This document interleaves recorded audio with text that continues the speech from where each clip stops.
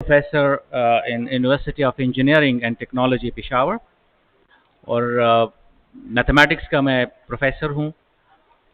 England से मेरी PhD है और मेनली जो मेरा फोकस है वो यही लॉजिकल रीजनिंग पे होगी आपके साथ। अच्छा, पहला सवाल यूजुअली मैं स्टूडेंट से यही पूछता हूँ कि how many of you are logical. Again, the next question your mind would be, what do you mean by logical? तो आपको ये पता होना चाहिए कि कौन सी स्टेटमेंट लॉजिकली ट्रू है और साइंटिफिकली ट्रू नहीं है। Do you know that there are many statements जो कि लॉजिकली ट्रू होते हैं लेकिन साइंटिफिकली या ऑब्जर्वेशनल बेस पे वो ट्रू नहीं होते। जैसे हम कहते हैं कि every dog look like his master, ठीक है ना। अब obviously it's not like that कि आप कह दें कि भाई हर डॉग जो है वो अपने मालिक की तरह लगता है, उसकी शेप वैसी है। अब लॉजिकली इट इज ट्रू लेकिन साइंटिफिकली या observationally no. Every boy is a girl, right? So again, it's logically true, but observationally या scientifically it is not true. Why is it logically true? सवाल ये है। अब देखिए, मैंने यहां पे कोई ऐसा कंटेक्स्ट नहीं दिया कि किस सेंस में वो every boy is a girl, वो कौन सा सेंस है अभी डिफाइन नहीं हुआ ना, ठीक है ना। अगर हम मैथमेटिकली बात करते हैं, somebody tells you x is equal to x plus 1, is it true? Mathematically it says अगर मैं किसी भी नंबर में 1 को ऐड करूं तो वही नंबर वापस आएगा। क्या ट्रू है? मैथमेटिकली ट्रू है। 2 plus 1, is it 2 again? 3 plus 1, is it 3 again? The answer is no. So mathematically it is not true, but logically it is true. What does it mean logically it is true? It means if I tell you x is equal to 2, right? अब उसमें 1 add करो, 3 बन जाएगा। अब उसी 3 को अब x कह दो। Give same label to 3 now and you see 3 is what? Is it not 2 plus 1? उसी को मैंने क्या कहा? दोबारा वही नेम दे दिया। तो ये लॉजिकली ट्रू है लेकिन मैथमेटिकली या साइंटिफिकली ये ट्रू नहीं है। So that's what you have to keep in mind whenever you attempt a question for logical reasoning. ठीक है ना। So you must be very logical. You should accept every statement. जैसे हम कहते हैं 2 plus 1 कितना आता है? But I'm saying no. 20 plus 0, 20. Mathematically it's 20, but if you are not logical, I would say 20 plus 0 is not 20. I may say 20 plus 0 is 10. क्यों? नहीं, अभी मैं बताता हूं आपको ना क्यों ऐसा है। अगर मैं कहता हूं भाई 20 डिग्री सेंटीग्रेड टेम्परेचर में अगर पानी है, उसका टेम्परेचर 20 डिग्री सेंटीग्रेड है, उसमें मैंने पानी डाल दिया with 0 degree centigrade temperature, what would happen? The temperature would remain 20 degree centigrade. क्या होगा? तो 20 प्लस 0 क्या हो गया? Is it 20 again? तो you must be logical, you need to accept all those things जो आपका यहां पे ब्रेन जो जहन जो है, साइंस जो है वो नहीं मानता, वही लॉजिकल होगा, ठीक है ना। तो इन चीजों हर एक जिस तरह जितने भी तकरीबन 6 क्वेश्चंस आते हैं तो उसमें हम क्या कर रहे होते हैं, अकॉर्डिंगली रूल सेट करते हैं कि भाई अगर इस तरह का सवाल आएगा तो आपने क्या करना है, इस तरह का सवाल आता है तो आपने क्या करना है। लेकिन उसके लिए सबसे ज़रूरी चीज़ यही है कि आपने हर एक स्टेटमेंट को लॉजिकली एक्सेप्ट करना है। You may see some question that as I said earlier, every boy is a girl और every girl look like a horse. ठीक है ना? तो ये चीजें आपको, अब देखें, अभी मुझे लग रहा है कि यू आर नॉट लॉजिकल।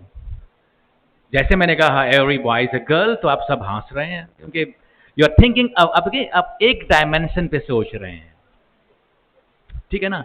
अब जैसे गर्ल्स के भी आईज होते हैं, बॉयज की भी आईज होते हैं, है कि नहीं? उनका भी नोज होता है, इनका भी नोज होता है, वो भी बात कर सकते हैं, आप भी बात कर सकते हैं। तो मैनी मैनी करेक्टरिस्टिक जिसमें आप सेम होते हैं ना, लेकिन वो सारे डायमेंशन आप एक साइड पर रख देते हैं। भाई ठीक है, एक तरफ गर्ल्स हैं, एक तरफ बॉयज हैं, तो इज दैट राइट? एनीवे, तो इस पे जो अभी मुझे इतना ज़्यादा टाइम नहीं दिया गया, because otherwise I would have said a lot. Right, so the first question, if you see in logical reasoning, it say father is aged 3 times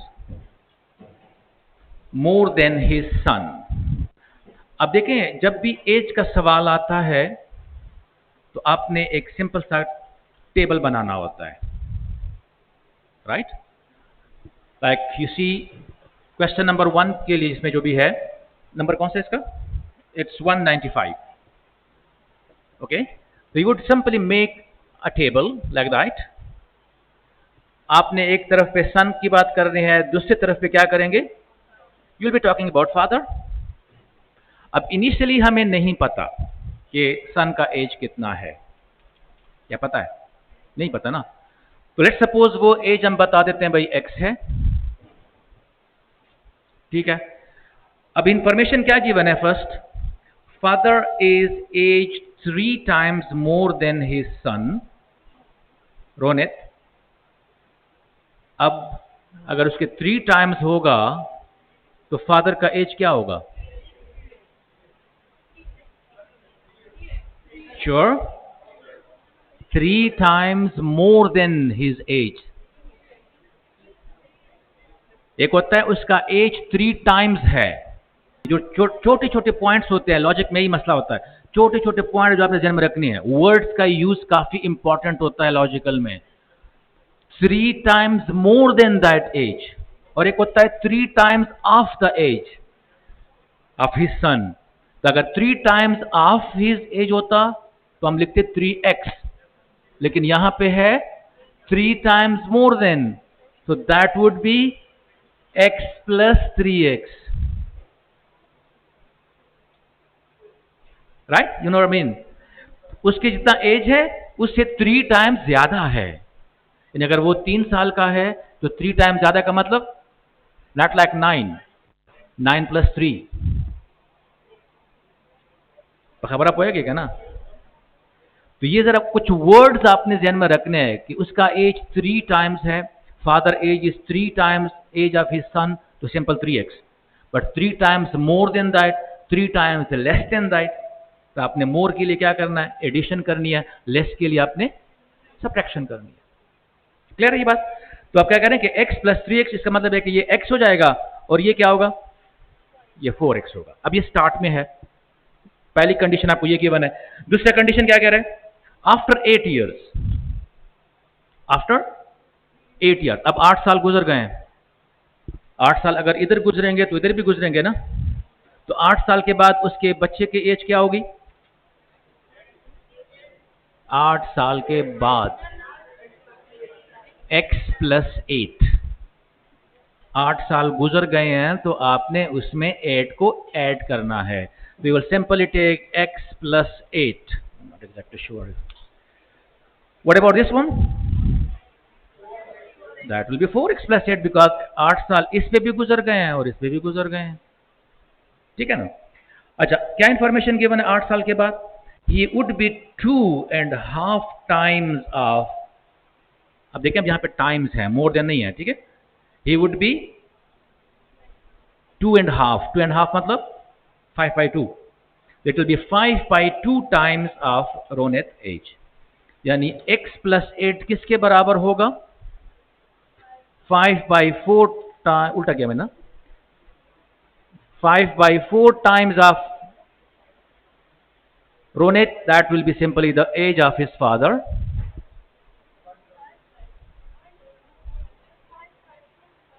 5/2 है, 2.5 आ गया, या 5/2 सॉरी। राइट, 5/2, 2.5 है।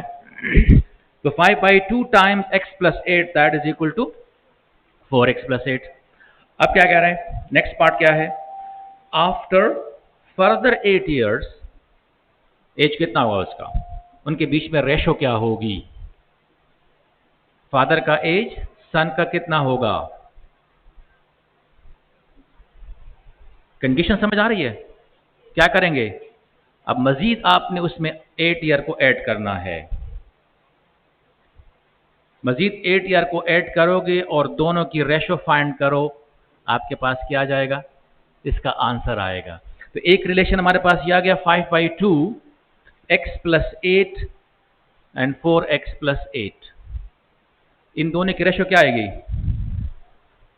Can we write in this form, 4x plus 8 divided by x plus 8 that is equal to 5/2। इसको मैंने इधर divide कर दिया। अब आपने 8 साल और जमा करने हैं दोनों में, तो इसकी में 8 साल जमा करेंगे तो क्या आएगा, फादर का एज क्या होगा 8 साल के बाद, 4x प्लस 16, और सन का एज क्या होगा, x प्लस 16। तो 4x प्लस 16 और x प्लस 16, इनके बीच में रेशो क्या होगी। अब रेशो कैसे फाइंड करेंगे, इधर से आपने वैल्यू निकालनी है, ये जो हमारे पास है 4x plus 8 by x plus 8 that is equal to 5/2। इधर से क्या बनेगा, 4x प्लस 16 है, ठीक है, तो that can be written as 4x। अच्छा, इसका एक और आसान तरीका भी होता है, ये तो मेरे ख्याल में आपके लिए थोड़ा सा मुश्किल हो रहा है because it involve lot of maths. आसान तरीका इसका ये कि आप खुद से आप खुद से कोई एक आर्बिट्री नंबर को गेस करें। भाई लेट्स सपोज अगर उसके सन का एज है 4 years, तो उसके बाप का कितना एज होगा, 12। कुछ साल के बाद क्या होगा, ये मैं मतलब लंबा हो जाएगा आपके लिए। लेट्स सपोज 4 साल है उसके सन का एज, फादर क्या होगा 12। 8 साल के बाद क्या एज होगा, इसका क्या होगा 16 आएगा, कितना गिवन है,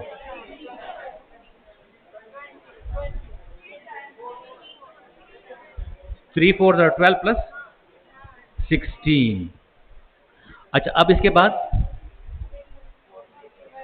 इसका 12 हो जाएगा, उसका कितना होगा 24 होगा 8 साल के बाद, ठीक है। तो इस तरीके से भी आप इसको कर सकते हैं। फिर इसके बाद वही कंडीशन इंट्रोड्यूस करें कि कौन सा कंडीशन इसमें आएगा, राइट, जो कंडीशन बताया गया है। अच्छा, अब यहां से हम क्या करेंगे, इसको हम इंस्पेक्शन मेथड कहते हैं, ध्यान में रख लें, ये जो मेथड है इसको हम इंस्पेक्शन मेथड कहते हैं। अच्छा, 4x प्लस 16 हमें क्या गिवन है, इसमें हमें x प्लस 8 की वैल्यू गिवन है, ठीक है। तो x प्लस 8 और 4x प्लस 16 दोनों के रेशो 5/2। अब इधर से इसको मल्टीप्लाई करेंगे, हमें x की वैल्यू यहां से चाहिए, 8x प्लस 16 5x प्लस 16 या 40, सॉरी क्यों मिस्टेक कर रहा हूं मैं, that is equal to 3x, कितना होगा यहां पे जी 40 माइनस 16 24। तो x की वैल्यू क्या होगी 8। अब x की वैल्यू 8 है तो यहां पर रेशो कितनी आएगी, पुट करें 8, 4 into 8 plus 16 divided by 4 plus 16,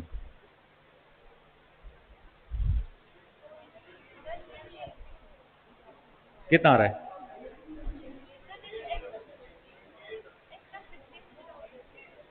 कितना आ रहा है 32 नहीं है सॉरी 48, और ये 24, कितना आएगा 2। तो 8 साल के बाद फिर से उसका एज क्या होगा 2 टाइम्स होगा। इनके बीच में जो रेशो है दोनों के एजेस में वो क्या होंगे 2 होंगे,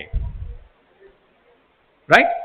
तो ध्यान में आपने यही रखना है कि आपने एक टेबल बनाना है, सही है, और उस टेबल के साथ साथ फिर आपने कंडीशन 1 by 1 अप्लाई करना है। ओके जी, अगला क्वेश्चन। तो मुझे इशारा कर रहे हैं कि टाइम कम है। ओके जी, class A has a higher enrolment than class B, class C has a lower enrolment in class B, class A has a lower enrollment than class C. If the first two statements are true, what about the third statement? It will be false. क्यों? आप पहले दोनों को compare कर लें। A की क्या है? B से ज्यादा है और C की B से कम है, ठीक है ना। तो ऑटोमेटिकली C का जो होगा वो A से कम होगा, तो A में उसे कम नहीं हो सकते, A में C से ज्यादा होंगे। Okay ji, 197। 4 people witnessed a mugging, each who gave a different description of the mugger. Which description is probably right? Right? The first one is saying he was average height, thin and middle-aged. The next one said he was tall, thin and middle-aged. Then he was tall, thin and young. He was tall, of average weight and middle-aged. Right अच्छा, अब देखें, option तो ठीक है आप कर लेंगे, लेकिन अब आपने इससे आगे खुद को तैयार करना है। अब आपने देखना यह है कि कौन सा ऑप्शन ऐसा है, यानी कौन से 3 वर्ड्स या 2 वर्ड्स जो हैं जो सबने यूज किए हैं, ठीक है ना। जिसने या जिसने वो 3 या 4 जो वर्ड्स हैं वो फ्रीक्वेंटली यूज किए हैं, वही करेक्ट आंसर आपका होगा। तो कौन सा ऐसा है? एवरेज हाइट नहीं, सब में नहीं है। टॉल, 3 में टॉल है, तो इसका मतलब है कि उसके आंसर में टॉल होना चाहिए। 3 जो है वो ज्यादा में है, तो इसका मतलब है 3 वाला होना चाहिए। और मिडिल एज और यंग, तो कौन सा ज्यादा है? मिडिल एज ज्यादा है। तो ये 3 टर्म्स जो हैं, tall, thin and middle age, ये सबने बात की है। इसका मतलब है a statement containing these 3 words will be the correct one, ठीक है। तो कौन सा है ये? He was tall, thin and middle age, that's option B. Okay, 198. What is the missing in the last grid? अच्छा, अब देखिए इसमें लॉजिक क्या है। पहले में 4 आ रहे हैं शेडेड, दूसरे में 5 शेडेड, तीसरे में there are 6 shaded, in the fourth one and then in the fifth one 8 है, तो अगले में कितने आएंगे? 9 आएंगे। तो 9 कौन सी शेप में है? आप काउंट करेंगे कि जो शेप है उसमें 9 है डॉट्स, तो वही आपका आंसर हो जाएगा। Okay, which number replaces the question mark? That's 12। क्यों? अब देखिए इसमें तो it looks very simple, isn't it. अब देखिए 3, 6, 9, 12, लेकिन यहां पे लॉजिक वो नहीं है।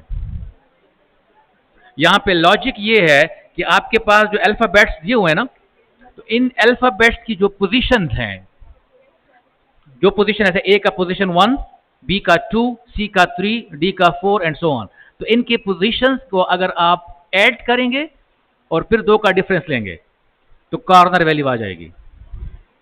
अभी दोनों पॉसिबिलिटीज हैं। अब इसमें it looks very simple sequence. अगर आप देखें यहाँ पे है 3, फिर 6, फिर 9, ऑब्वियसली हम 12 की बात करेंगे। लेकिन अगर आप थोड़ा सा डिफरेंटली सोचेंगे तो क्या आएगा?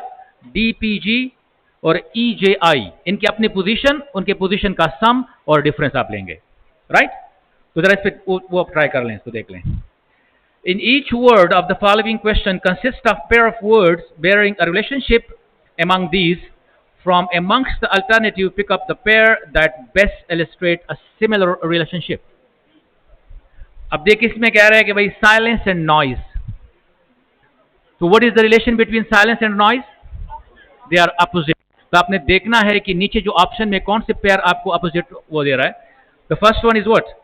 Quite in peace? No, because दोनों सेम मीनिंग के लिए आ सकते हैं। The next one is baldness and hair. You know what is baldness? या baldness मतलब गंजा हो, और हेयर साथ में, तो बालों का ताल्लुक गंजेपन से उलट होता है। या तो बाल होंगे या फिर बंदा गंजा होगा। सेम रिलेशन यहाँ पे है। Talk and whisper, you are talking, you are just like whispering. और last one is sing dance